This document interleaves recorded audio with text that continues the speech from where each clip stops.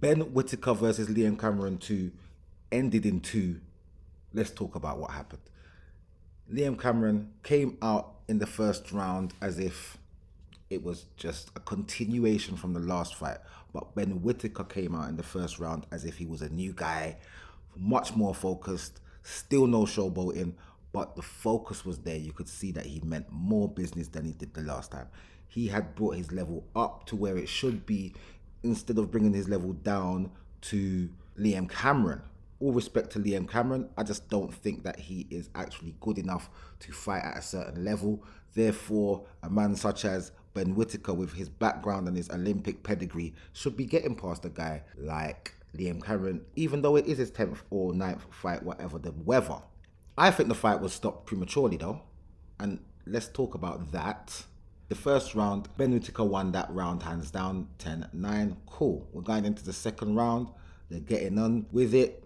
Ben Whittaker's also winning this round as well. But Liam Cameron is trying to be rough and rugged, throwing his forearm into Ben Whittaker's face and all these type of things. And at one point, coming up to the end of the round, Ben Whittaker made him miss and then made him pay with the overhand right that caught him flush on the chin. His legs buckled a bit underneath him, did Liam Cameron's, and he stumbled. And at this point here, for me, this is where I start judging things. Because for me, Ben Whittaker's supposed to take your time, look for the right shots to land flush to get him out of there.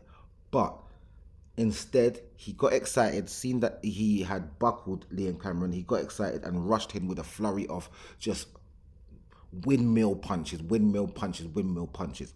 And what I see that as is the fighter trying to convince the ref that this guy can't take no more. Get him out of here, ref, get him out of here, ref. For me, you're not supposed to do that. Take your time, look for the shots. He was visibly hurt. Cover up, look for the right shots and land them and actually stop him. But the referee jumped in prematurely after he threw a flurry of maybe 15 punches, which I counted 1, maybe 2 landing, and all the rest landed on the gloves and the elbows. But it was unanswered punches. It was an unanswered flurry. So Liam Cameron weren't throwing anything back. But it was only the second round. And even though his legs were buckled, he didn't seem that hurt where the fight needed to be stopped. Anyway, referee jumps in, stops the fight, TKO victory for Ben Whittaker. At which point, he gets all hysterical, running around the ring, runs over to Liam Cameron's corner, pushes his head out the ring and says some stuff like, "Shut up, you're an idiot, you don't know nothing." Everyone's saying, oh, he spat at the man. He didn't spit at the man.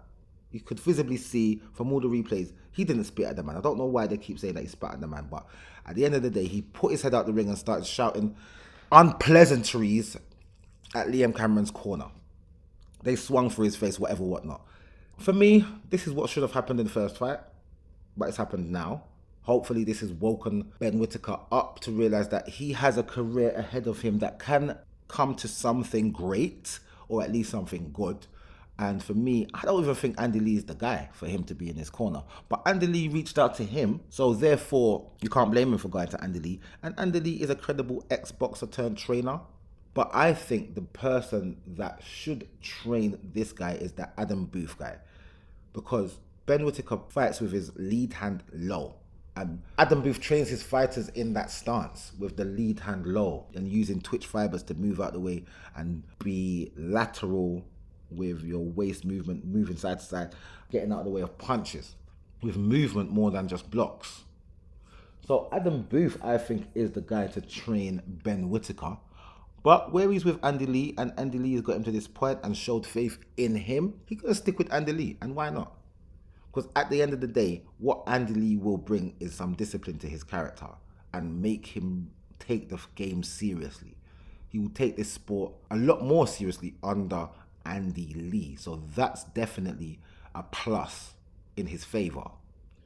So we'll see what's going to go on from here on. In 10 fights, 9 wins, 1 draw, TKO stoppage.